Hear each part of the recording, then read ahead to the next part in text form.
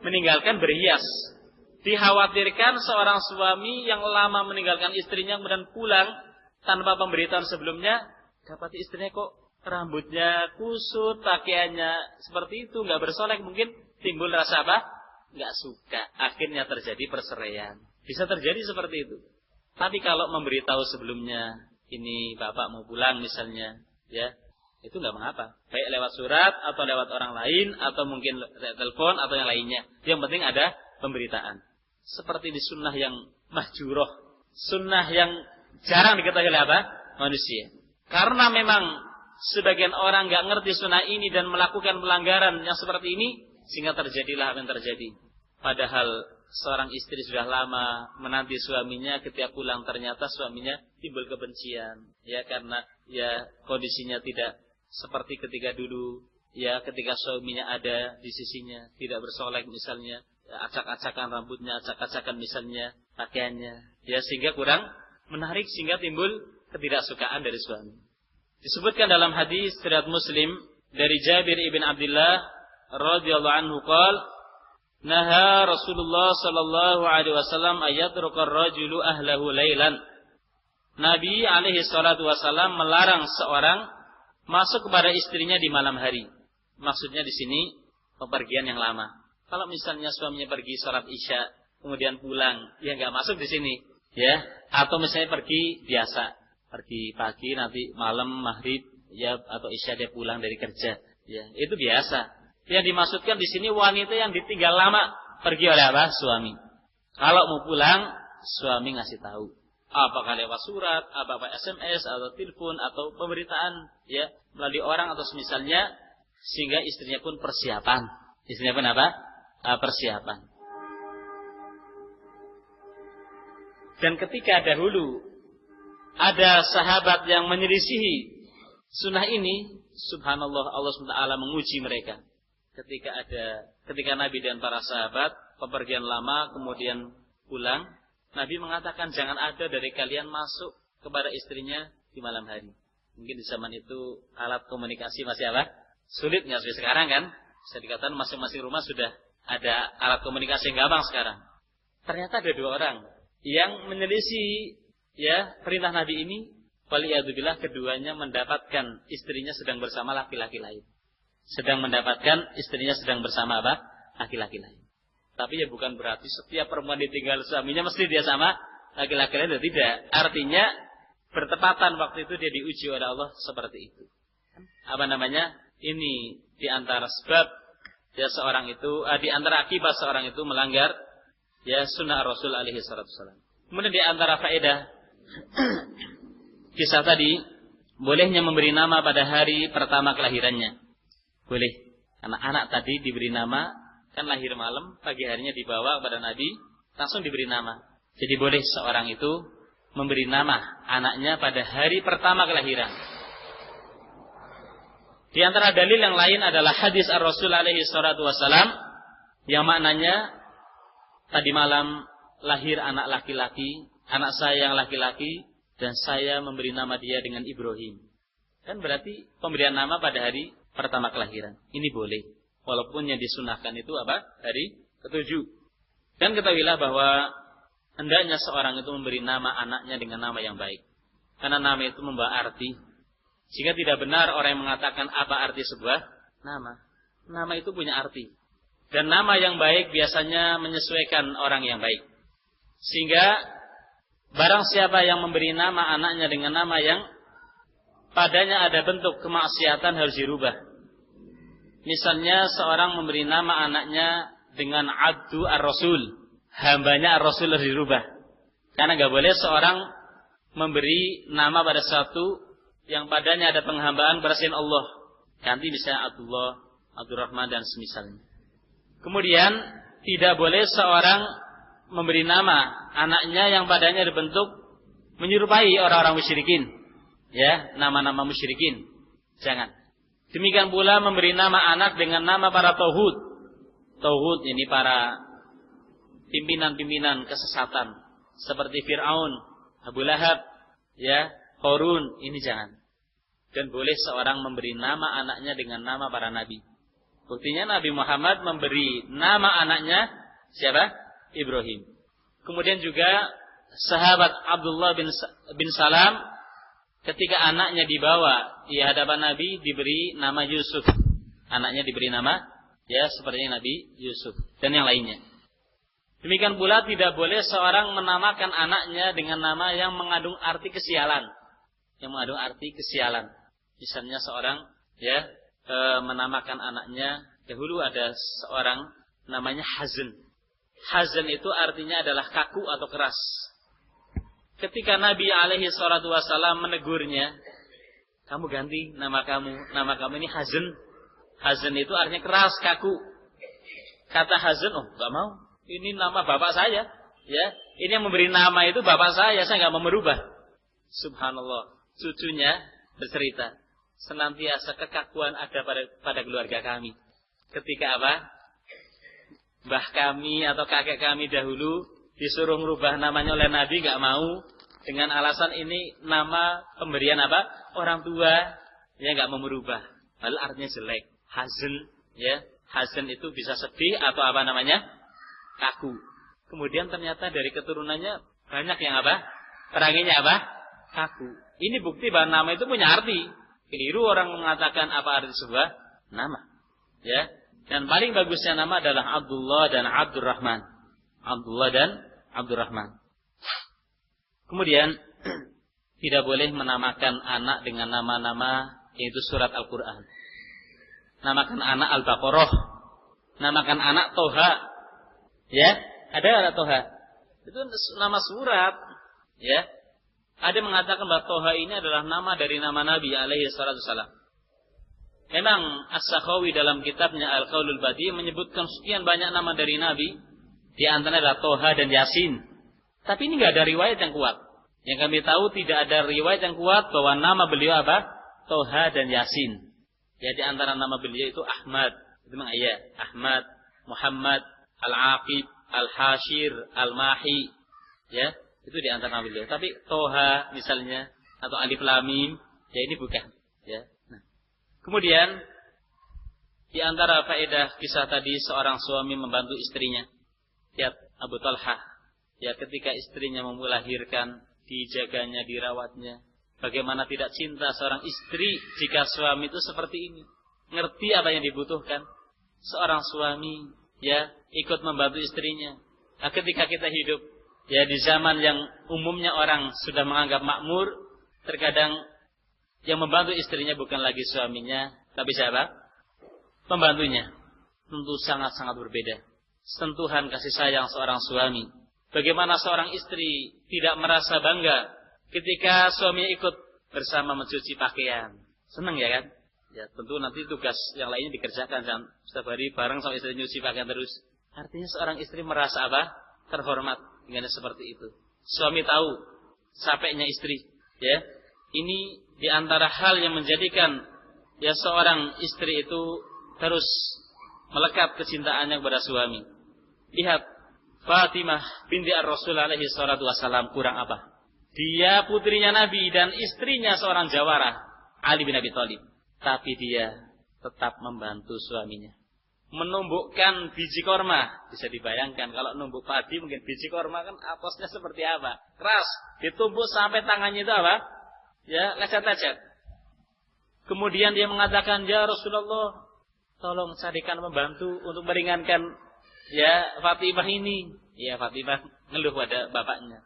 Kata Nabi, mau enggak aku ajarkan kepada kalian berdua kalimat yang dibaca yang itu lebih baik dari pembantu.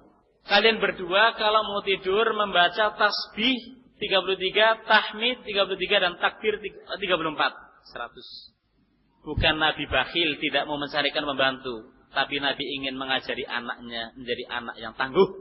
Menjadi seorang istri bagi suami yang tangguh. Dan ada yang lebih utama dari itu. Kemudian Fatimah dan Ali mempraktekkan apa yang Nabi pesankan dan subhanallah diberi kekuatan. Dia seperti kalau dia punya pembantu. Ingat, zikrullah, zikir kepada Allah SWT itu punya kekuatan tersendiri. Akan bisa memunculkan kekuatan yang hebat dari fisik seorang. Makanya orang kadang heran ketika yang baca hadis misalnya, Kok Nabi Sulaiman, Nabi kan umumnya makannya nggak banyak ya kan, banyak sholatnya, kok bisa menghubungi istrinya, ya 60 istrinya dalam semalam. Ya, dari mana tuh Pak? Dan tentu setiap hubungan itu orgasme di sini, karena waktu itu Nabi Sulaiman mengatakan, aku akan menghubungi ya istri-istriku pada malam ini yang semuanya akan lahir anak sebagai pejuang. Ternyata Nabi Sulaiman lupa mengucapkan insya Allah, maka tidak ada yang keluar kecuali satu pun setengah manusia, artinya akhirnya meninggal. Tapi di sini seorang nabi ya di samping dia diberi kekuatan lain, tapi kan secara lahiriah kan dia manusia, makanya biasa dia punya kekuatan seperti itu. Disinilah rahasia berzikir kepada Allah dan kedekatan kepada Allah akan memunculkan kekuatan tersendiri dari fisik seorang, dari tubuh seorang. Ya, berzikir kepada Allah akan memunculkan kekuatan tersendiri. Yang intinya bahwa suami istri harus saling memberi manfaat satu dengan selainnya. Saling memberi manfaat satu dengan selainnya. Asma binti Bakrin membawakan air jauh untuk suaminya 1 mil. Nah, kalau ada seorang istri kita di zaman sekarang suruh ngambilkan air ke sungai yang itu 100 meter sudah mengeluh mungkin. Ini 1 mil Asma binti Bakrin menjalankan tugas yang mulia ini dengan senang hati. Memang kita hidup sangat jauh sekali dengan zaman itu. Nah, kalau sekarang sudah fasilitas lengkap, tentunya kan seorang semakin berkhidmat, seorang suami berkhidmat pada istrinya, seorang istri juga memberikan pelayanan pada suami yang baik. Nah, seperti itu. Dengan adanya fasilitas yang serba mudah, dan ini bagus tentunya, fasilitas semakin mudah bagus. Hendaklah kita manfaat untuk semakin mempererat silaturahmi, semakin mempererat hubungan suami istri. Kemudian faedah berikutnya di sini yang terakhir, dan tentu masih banyak lagi, suami istri haruslah tahu tanggung jawabnya masing-masing, dan hendaklah mereka ada saling pengertian satu dengan selainnya.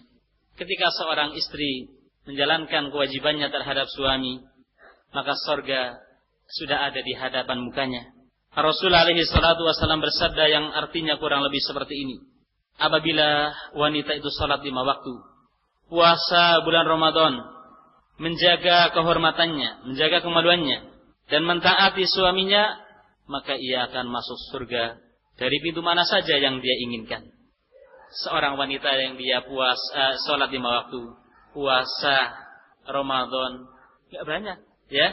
Kemudian menjaga kehormatannya, mentaati suaminya, disuruh masuk dalam surga dari pintu surga mana yang diinginkan. Dan pintu surga itu ada 8. Pintu surga ada 8. Sedangkan pintu neraka ada 7. Pintu neraka ada 7, pintu surga ada 8. Dia disuruh masuk dari pintu mana yang dia inginkan. Seperti ini besarnya ketaatan seorang istri terhadap suami. Demikian pula seorang suami pun harus tahu tentang kewajibannya terhadap istrinya. Dan seorang suami harus bisa menjaga perasaan istrinya dan diminta darinya pengertian. Sehingga ketika seorang suami melihat adanya kekurangan dari istrinya, janganlah kemudian kekurangan ini yang terus terpampang di hadapan wajahnya. Siapa yang sempurna? Kalau seorang suami minta pelayanan yang prima dari istrinya, maka ketahuilah bahwa kamu juga belum memberikan pelayanan yang sempurna pada istrimu.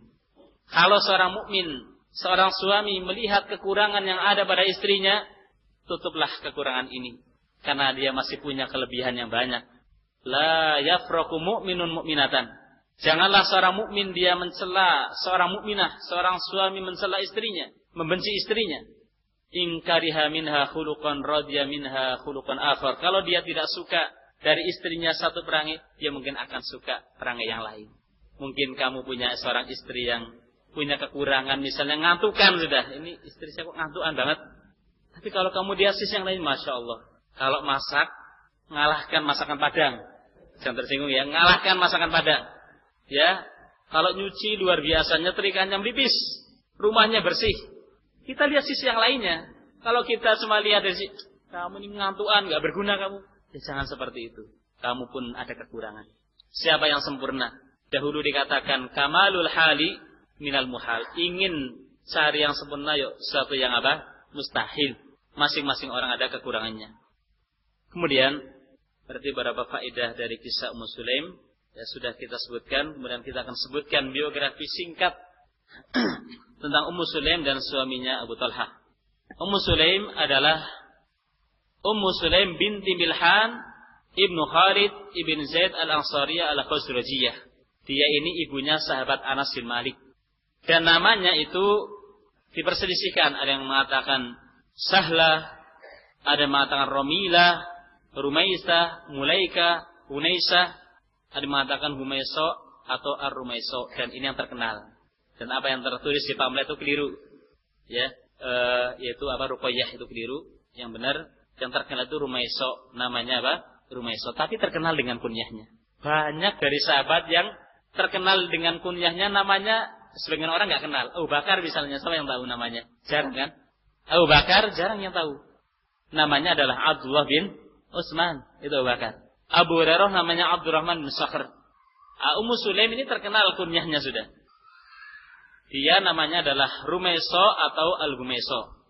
Seorang wanita yang terpandang, seorang sahabat, wanita sahabiyah yang banyak sekali keutamaannya.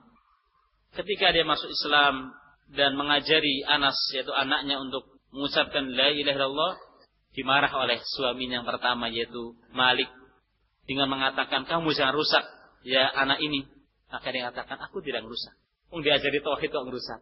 Ya bagi orang jahiliyah, kalau ngajari tauhid itu merusak agama nenek moyang. Seperti itu. Kemudian suaminya yang pertama, yaitu Malik, mati dalam keadaan kafir. Adapun Ummu Sulaim, dia ikut dalam berjihad di jalan Allah Subhanahu wa taala. Bagaimana dia ketika perang Uhud membawa kantung air di atas kepalanya, kemudian memberi minum para pasukan muslimin. Ini luar biasa. Pasukan logistik, ya. Penting sekali di saat perang itu butuh yang seperti itu. Dan bahkan sebagian wanita sahabiyah itu mengobati para pejuang yang terluka. Dalam kondisi seperti itu boleh. Kondisinya perang. Kondisinya apa? Perang. Kemudian Ummu Sulaim ini dekat sekali dengan Nabi alaihi salatu wasallam. Berkata Anas bin Malik, tidak pernah Nabi alaihi salatu wasallam masuk satu rumah di Madinah selain rumahnya Ummu Sulaim, kecuali kalau itu rumahnya. Artinya beliau keluar masuk biasa ke rumah Ummu Sulaim. Ketika ditanya, kenapa ya Rasulullah Anda sering keluar masuk ke rumah Ummu Sulaim? Kata Nabi, aku menyayangi dia karena saudara dia terbunuh, ya, ketika menjalankan tugas yang tugas oleh Nabi alaihissalam, ya, yaitu Haram bin Milhan. Ini terbunuh ketika peristiwa Bi'ru Ma'unah, ketika dia adalah salah satu utusan Nabi alaihi salatu wasallam. Dan adalah Ummu Sulaim, pernah dahulu dia mengambil keringatnya Nabi alaihissalam. Dia tidur, dia ambil keringatnya, masukkan botol. Tapi yang untuk ini khusus untuk dia. Kalau ya kita keringetan ya jangan diambililah, ya. Nah, ini khusus untuk Nabi. Keringatnya itu barokah. Kalau keringatnya kita bau, ya. Ludahnya Nabi barokah. Ali bin Abi Thalib yang sakit mata diludahi sembuh. Lah kalau kita mungkin malah jadi apa? Parah mungkin. Lain, ya. Kemudian kedekatan Ummu Sulaim kepada Nabi itu apa memang mahram atau bagaimana? Sebagian ulama berpendapat itu adalah kekhususan Ummu Sulaim. Kemudian Nabi alaihi salatu wasallam mengatakan, aku bermimpi masuk ke dalam surga. Tiba-tiba aku melihat Rumaiso di surga, yaitu istrinya Abu Talhah. Luar biasa. Berarti dia adalah wanita yang ahlu jannah, penghuni surga. Nabi alaihi salatu wasallam pernah masuk ke rumah Ummu Sulaim dan dihidangkan makanan. Pas waktu itu Nabi sedang puasa, Nabi mengatakan masukkan makanan ke tempatnya. Kemudian Nabi sholat di rumah itu memberi penghormatan kepada ya keluarganya Ummu Sulaim. Beliau radhiyallahu anha punya anak, yaitu Anas bin Malik dari suami yang pertama, kemudian anak Abu Umair yang meninggal ketika kecil, dan Abdullah yang tadi, ya, yang punya anak 7 atau 9 yang semuanya menjadi ulama. Bayangkan, banyak anak tapi jadi ulama loh. Ini dari barokah. Ummu Sulaim meninggal di zaman Khilafah Utsman bin Affan. Sedangkan suaminya Abu Talhah, suami yang kedua. Yang pertama kan Malik meninggal dalam keadaan kafir. Dia adalah Zaid bin Sahal bin Al-Aswad bin Haram Al-Ansari An-Najjari. Kunyahnya adalah Abu Talhah dan terkenal dengan seperti itu. Dia adalah salah satu tokoh veteran Badar dan salah satu dari 12 pimpinan yang didelegasikan oleh Nabi alaihissalam pada malam Al-Aqabah, ikut perang Badar, ikut perang Uhud, Khandaq dan semuanya. Abu Talha ini punya keutamaan, suara dia dalam pertempuran melawan musyrikin itu lebih terasa berat oleh musuh daripada sekian orang.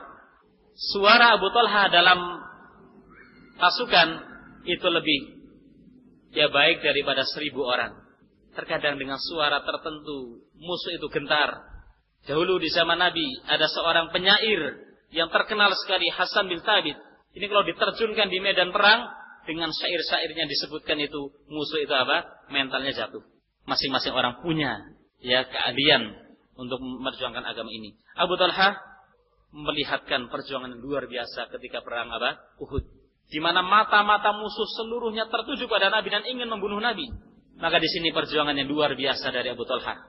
Beliau adalah seorang yang kalau mana itu luar biasa, Dan ketika dia sedang memanai musuh, Nabi ingin melihat, kata Abu Talha, ya Rasulullah, merunduklah, nanti Anda akan terkena akan terkena panah mereka. Ya Rasulullah, nahri duna nahrika, leherku sebagai tebusan lehermu. Artinya kamu tidak akan terkena oleh panah mereka sampai panah itu menembus diri saya. Seperti itu kehebatan perjuangan dan pembelaan Abu Talha terhadap Nabi alaihissalam. Kemudian Abu Talha seorang yang dermawan sekali. Ketika turun ayat lan tanalul birra hatta tunfiqu mimma tuhibbun, kalian tidak akan mencapai tingkatan albir, perbuatan baik yang tinggi sampai kalian itu menginfakkan apa yang kalian cintai. Maka dia datang pada Nabi alaihissalam, ya Rasulullah, Allah telah menurunkan ayat seperti ini. Sementara harta yang paling aku cintai adalah Bairuha.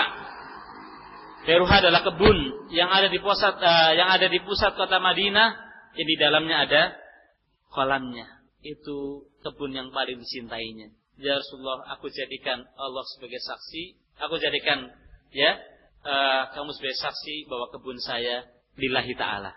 Maka Nabi menyarankan untuk diberikan kepada karib kerabatnya. Memang karib kerabat lebih berhak untuk diberi dari yang lainnya. Kemudian pernah ketika perang Uhud, ini Abu Talha pedangnya itu jatuh-jatuh. Tidur dia. Ketika berkecamuknya perang kok dia tidur. Pedangnya berkali-kali jatuh dia.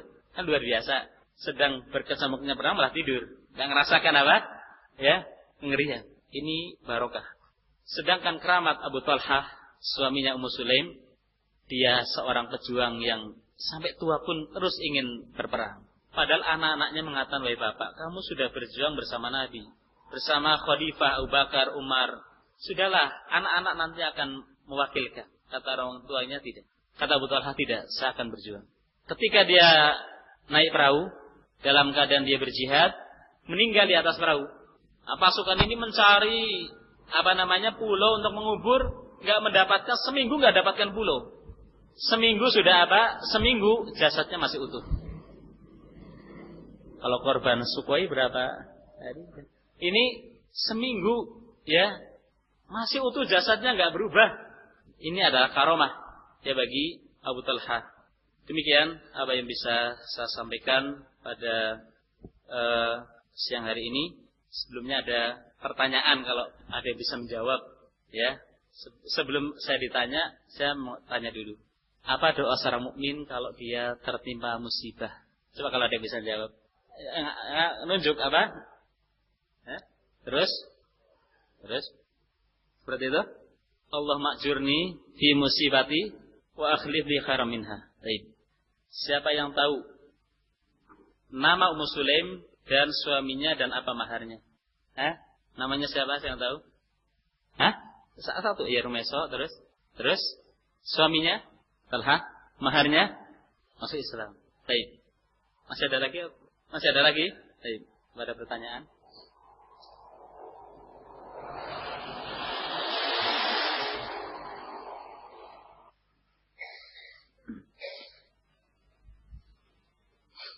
Baik, ini ada pertanyaan kurang lebih seperti ini. Saya sudah lama menikah tapi belum dikaruniai anak oleh Allah. Pertanyaannya, bolehkah kita bertawasul dengan ayat Al-Quran seperti surat Al-Fatihah, karena Al-Quran itu sebagai obat. Baik. Allah Subhanahu wa taala yang menentukan ya seorang itu apakah dia itu nanti punya anak atau tidak. Dan selama usaha itu dibolehkan oleh syariat, maka tidak mengapa. Di antaranya tadi, seorang misalnya dia membaca surat Al-Fatihah, ya misalnya di gelas yang ada airnya, kemudian dengan niatan semoga dia punya anak, itu boleh. Dan ini tawasul dengan apa? Membaca ayat Al-Quran, itu dibolehkan yang seperti itu. Sebagaimana seorang meminta kesembuhan, juga boleh seperti itu. Ya, juga tidak dilarang misalnya usaha medis. Ya, mungkin di sana ada sesuatu yang perlu diketahui ya oleh seorang ketika lama dia tidak punya anak. Tapi tentunya tidak boleh seorang misalnya kalau ingin punya anak, dia membeli sperma orang lain misalnya. Ya kan? Itu enggak boleh. Ya, itu jelas yang melanggar aturan agama. Jadi tawasul tadi, tawasul itu artinya menjadikan sebab atau mencari sebab ya seorang itu ya punya anak. Mencari sebab ya punya anak dengan membaca misalnya Al-Fatihah. Salah tidak mengapa ya seperti ini. Tidak mengapa ya seperti ini. Apakah ada sunnahnya seorang yang ingin punya anak mengkonsumsi kurma yang masih muda dan kering? Karena hal ini sudah menjadi keyakinan banyak orang. Sehingga orang yang ingin punya anak nitip dibawakan kurma muda tersebut dari jamaah haji atau umroh. Belum pernah kita mengetahui adanya sunnah bagi orang yang ingin punya anak dia makan kurma. Wa ila Aisyah itu sepertinya sering makan kurma ya dulu. Aisyah istri Nabi sering makan kurma enggak? Punya anak? Enggak. Yang ada itu mentahnik setelah punya anak, anaknya itu dikunyahkan apa? Kurma, seperti itu. Dikunyahkan kurma. Atau menurut medis bagus setelah seorang apa? Melahirkan, dia makan apa? Kurma muda atau kurma, itu bagus. Karena Maryam ketika melahirkan anaknya, putranya itu Isa, itu kan dia disuruh oleh Allah untuk menggoncang pohon kurma yang nanti akan jatuh kurma yang masih rutub, yang masih muda. Kemudian Maryam pun menggoncangkan pohon kurma kemudian berjatuhan. Padahal yang kami tahu, yang namanya pohon kurma itu, buah kurma itu biasanya nggak jatuh. Tapi seperti ini, segala sesuatu ada sebabnya. Ini karomah untuk Maryam. Wanita yang nifas itu biasanya lemas ya kan? Suruh goncang pohon kurma lagi. Ini pohon kurma loh. Gambarnya itu kayak pohon kelapa loh. Dan buah kurma ini buah yang apa? Jarang jatuhnya. Tapi karena Allah memerintahkan seperti itu, ya berjatuhan itu. Dan yang kami ketahui, kurma itu biasanya buah kalau di musim panas dan pas panas-panasnya itulah pas apa? Matang-matangnya. Jadi sangat keliru kalau mereka katakan Nabi Isa lahir ketika apa? Musim dingin, ya salju musim dingin. Mana ada salju? Nabi Isa itu kan lahir kata mereka di Bethlehem, yaitu Lahmi, dan itu kan masih wilayah Timur Tengah. Yang secara umum Timur Tengah itu wilayahnya apa? Panas. Yang korma itu muncul buah dan matang. Puncak musim panas itu biasa pas apa? Matang-matangnya korma. Jadi sebagian orang ya itu bodoh, mengira bahwa Nabi Isa itu lahir di musim apa? Dingin. Ini batil. Ini apa? Batil. Kembali kepada apakah ada sunnahnya, kami belum tahu. Kami belum tahu ada sunnahnya seorang yang ingin punya anak lah, ya. Ini belum tahu sunnahnya. Tapi yang kami tahu sunnahnya kalau sudah lahir anaknya dikunyahkan korma, ya, ditahnik seperti itu. Karena kalau seperti itu dahulu kayak Aisyah dan yang lainnya juga makan korma, tapi nggak punya anak. Yang sudah ditakdirkan seperti itu. Ada yang nggak punya anak, ya. Ada yang lama nggak punya anak, kemudian setelah itu punya anak setelah lama, ya. Ada yang anaknya banyak, bahkan ya terus ingin berhenti nggak bisa. Nah, ya seperti itu. Allah SWT menjadikan manusia ya tidak sama. Tapi yang parah, waliyadzubillah, sebagian orang menitipkan jagung kepada jamaah haji yang mau berangkat. Tolong bawa jagung ini tebarkan nanti di Mekah, di burung-burung Mekah supaya makan ini nanti biar saya punya anak. Ini khurafat. Ya, ini khurafat. Dan ini ada. Sebagian jamaah yang dahulu kami bimbing, jamaah haji, itu ada yang cerita, kami di pesani ini suruh bawa jagung. Katanya untuk apa? Dia katanya ingin punya anak. Ya, ingin punya anak sehingga tolong bawakan jagung ini ditebarkan di sana di Mekah, nanti dimakan oleh burung, nanti akan punya anak. Ya, enggak ada. Secara ilmiah enggak ketemu, apalagi secara apa? Syariat. Ya, ini isinya khurafat sudah, isinya khurafat. Bahkan ya dahulu sebagian teman itu membaca surat-surat yang dilemparkan di kuburan Nabi. Itu macam-macam sudah. Ya, jamaah haji itu macam-macam, ada yang kadang dia dititipi oleh orang, tolong nanti masukkan surat ya ke kuburan Nabi lewat lubang. Ada yang minta keturunan, ada yang supaya jabatannya langgeng, ada yang minta kesembuhan. Ya subhanallah. Minta kepada Allah, bukan pada Nabi. Nabi sudah meninggal. Nabi sudah apa? Meninggal. Bahkan ada yang ngirim dolar, ngirim rupiah. Gak butuh Nabi pada rupiah atau dolar. Gak butuh. Dulu sudah ada di alam barzah di jannah. Ya, di alam barzah. Kayak gitu. Iya kan? Sedangkan ketika beliau masih hidup pun Nabi gak bisa baca tulisan kamu kalau kamu waktu itu hidup. Apalagi beliau sudah meninggal gitu loh. Tolong dijelaskan batasan suatu perjalanan yang dikatakan safar yang mengandung konsekuensi sholat jamak. Sebelum dijawab bahwa jamak itu tidak harus safar. Jamak itu artinya menggabung. Ya, dua sholat misalnya maghrib dengan isya, asar dengan apa? Zuhur dengan asar. Itu tidak harus dalam kondisi safar. Kondisi tertentu kalau hujan deras sekali dan sholat maghrib hujan deras sekali kemudian gelap, boleh mereka jamak maghrib dengan isya di waktu maghrib. Jadi jamak itu tidak ada kaitannya dengan apa? Safar. Yang ada kaitannya dengan safar itu adalah qasar. Qasar itu artinya meringkas yang empat jadi dua. Batasan seorang dikatakan safar, safar tidak ada patokan jarak tertentu, ya.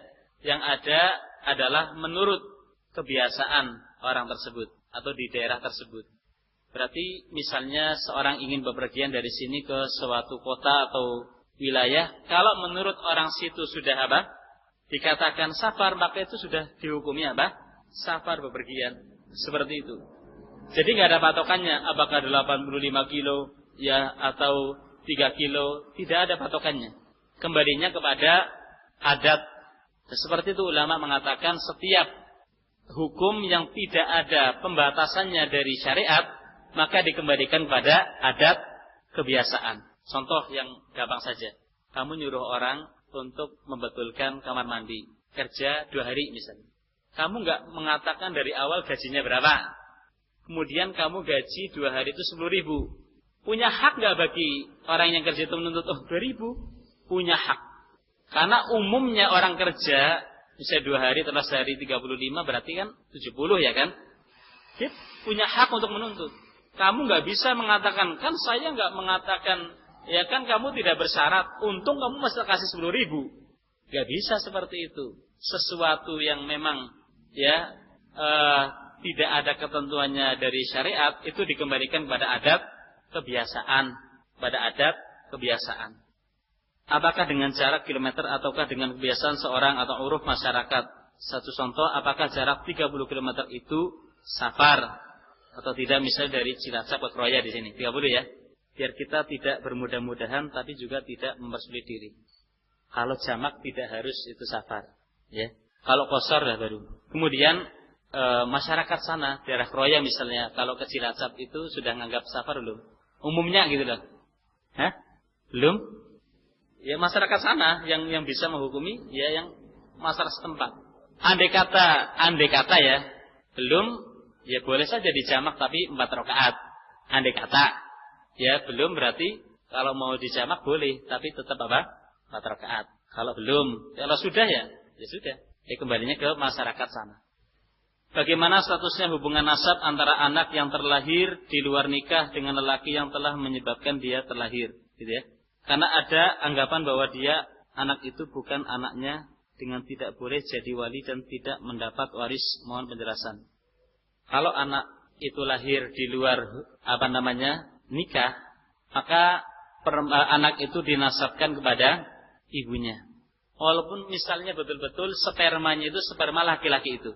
Tapi karena memang ini bukan di atas pernikahan yang sah, maka spermanya itu tidak dianggap. Artinya tidak ada kehormatan.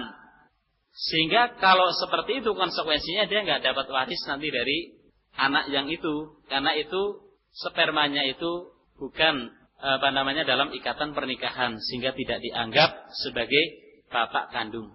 Baru nanti setelah itu kalau nikah ya dengan yang dulu disinai setelah lahiran, ya anak yang kedua selanjutnya ya insya Allah anaknya. Tapi yang tadi sudah ya hamil di luar nikah, itu bukan dinasabkan kepada bapaknya, tapi dinasabkan kepada ibunya. Dan banyak sekali waliyadzubillah di zaman sekarang kasus-kasusnya seperti ini. Begitu juga dengan status anak-anaknya atau anak tersebut, cucunya dan seterusnya. Ya kalau itu bukan anaknya dia secara syariat, anak dari anak itu ya bukan cucunya dia. Kalau bukan berarti ya bukan mahram kan seperti itu. Ya. Jadi konsekuensinya seperti itu. Wallahu taala alam ya bisawab. Mungkin hanya ini yang bisa saya sampaikan pada siang hari ini. Sebelum saya tutup, ada sini hadiah. Tadi untuk 2 orang yang menjawab pertanyaan. Silahkan maju. Mana tadi? Hah? Silahkan milih. Ya. Saya pilih terserah. Nah, ini dari panitia. Ya. Jazakumullah khairan. Subhanaka wa bihamdika asyhadu an la ilaha illa anta astaghfiruka wa atubu ilaik. Assalamualaikum warahmatullahi wabarakatuh.